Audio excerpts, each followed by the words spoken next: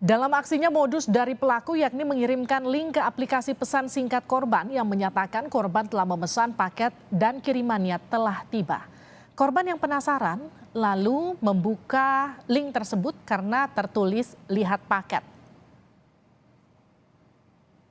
Korban yang penasaran karena tertulis lihat paket ternyata membuka link penipuan untuk meretas HP korban.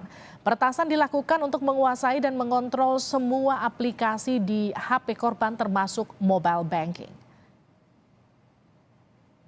Saat membuka link, korban terkejut karena ada pemberitahuan ponselnya telah diretas. Korban saat itu juga tak mampu mengakses HP miliknya termasuk semua aplikasi. Pelaku menguasai ponsel korban dan dapat mengakses data perbankan, email hingga aplikasi pesan singkat. Dalam waktu singkat pelaku menguras rekening korban lewat aplikasi mobile banking atau dompet digital. Dalam kasus penipuan berkedok pesan singkat kiriman paket yang dibongkar Bareskrim, korbannya sebanyak 493 orang dengan kerugian mencapai 12 miliar rupiah. Sekarang kalau misalnya saya sempat pencet linknya, saya tahu dari mana saya itu sudah kertas atau belum. Saya bisa cek di mana dan apa yang bisa saya lakukan.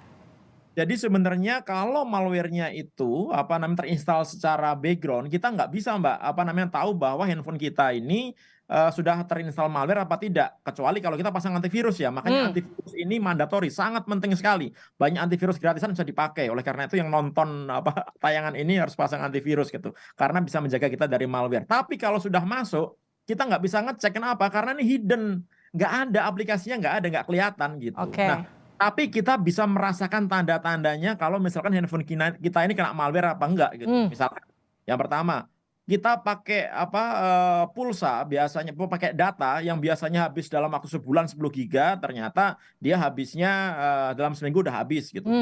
Baterai yang biasanya semalaman baru kita cas, tiba-tiba siang udah habis gitu. Atau tiba-tiba handphone kita taruh dalam keadaan idle, kita pegang kok hangat nih gitu. Berarti ada yang kerja di belakang layar nih gitu. Nah, itu ada tanda-tanda ada malware yang bekerja di handphone kita gitu. Atau misalnya kita dapat SMS dengan karakter-karakter yang aneh gitu. Atau misalkan tiba-tiba handphone kita terstart gitu. Nah, itu ada masalah di handphone kita, sehingga harus kita benerin dulu handphone kita ini gitu, supaya kita yakin bahwa handphone kita ini benar-benar clean. Oke, Pak, kita cukup hard reset ataukah misalnya katakanlah gini, penyelamatan pertama ketika kita curiga setelah pencet aplikasi apakah kita terjebak atau enggak, apakah kita bisa langsung uninstall mobile bankingnya terus kita selamat atau gimana? Nggak bisa kita install mobile banking ya, karena itu nggak ngaruh gitu. Oke. Kita install aplikasi M-Banking, kita install nggak ngaruh karena malware-nya ada di dalam handphone kita. Cara terbaik dan tercepat adalah kita backup semua data-data kita di device lain di komputer gitu. Kemudian kita lakukan factory reset, setelah itu baru kita balikin lagi datanya dan install antivirus gitu. Oke, jadi harus Sehingga factory malware lagi reset nggak ya, bisa. riset ulang Iya. semuanya ya. Iya, tapi gini, ada beberapa malware yang dia masuknya bukan di sistem drive-nya device gitu. Dia bisa masuk ke EEPROM-nya. Artinya apa? Walaupun kita factory reset, tapi malware-nya nggak hilang gitu. Tapi Aduh, terus APK gimana ini dong? kayaknya sih nggak.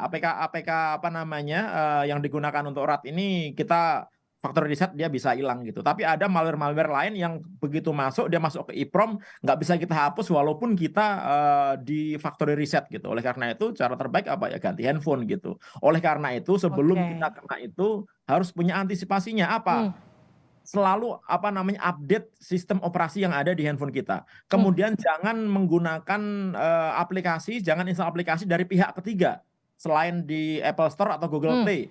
Google Play sama Apple Store aja banyak aplikasi yang masih ada malware-nya, apalagi dari luar gitu, Oke. ya kan. Nah, kemudian juga jangan klik link sembarangan. Udahlah, haram itu sebenarnya gitu. Kalau saya boleh bilang gitu, nggak usah lah klik link sembarangan. Kalau ada link, mendingan ketik aja di browser gitu, misalnya dari bank gitu, ketik aja di browser gitu, mencari informasinya, jangan ngeklik linknya. Kenapa? Karena banyak juga malware yang dia tidak butuh permission dari user gitu. Jadi begitu kita klik, tiba-tiba keinstall aja gitu. Nah, itu Oke. bahaya. Contohnya beberapa yang kena, jurnalis kan dulu pernah kena itu kan. Begitu diklik tiba-tiba udah keinstall aja gitu. Nah, itu bahaya juga gitu. Oke, semoga perbincangan kita ini bermanfaat.